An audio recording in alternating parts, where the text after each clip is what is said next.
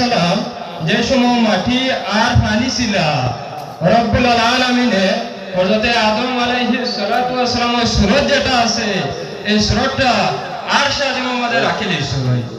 আল্লাহ যে সময় আদেশ করলা ও ফেরেশতা তোমাদের কিতাব হলো আদম বানাও, ফেরেশতা রব্বুল আলামিনের দরবারে মধ্যে নিবেদন হলেন, হে আল্লাহ আদম বানাইতাম কিলা বানাইতাম।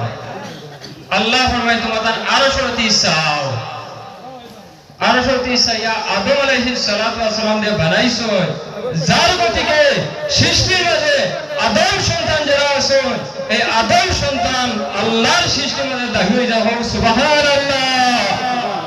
মা বুঝা গেছে?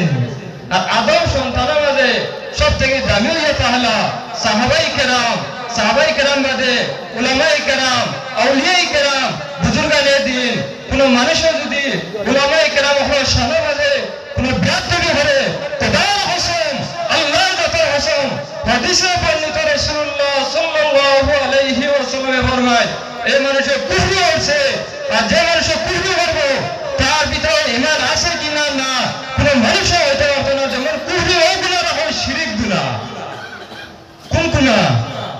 শিরক গুনাহ। যেমন আমরা শিরক করে মানুষ যদি করে আল্লাহ ব্যতীত অন্য কোন জিনিসের ইবাদত করার নাম, যেমন আল্লাহ ভাবিয়া ইবাদত করার নাম হইল শিরক। এইভাবে যদি কোন মানুষ আলিম দিয়ে গাইলায় ওকে শিরক করছে, কোন কারণে? উলামায়ে কেরাম যারা আছেন এরা হইল নবীদের ওয়ারিস। কার ওয়ারিস? নবীর ওয়ারিস। আর আল্লাহর কোন জাতীয় যদি ধরায় এই জাতির নাম হইল আলিম উলামা। বর্তমান কোন যে সময় আইছে বড় হুঁশিয়ার তাহা লাগে। অনেক মানুষ আছে হকানি উলামায়ে কেরাম বুজুর্গানে দিন দে লইয়া গালাগালি করে নি না।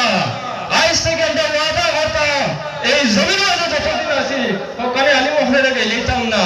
সব ওখানে আমার মতের মাঝে বাসার মাঝে কোনো কষ্ট হয়ে তা হয় আল্লাহ কেন আসতে মা দিবা।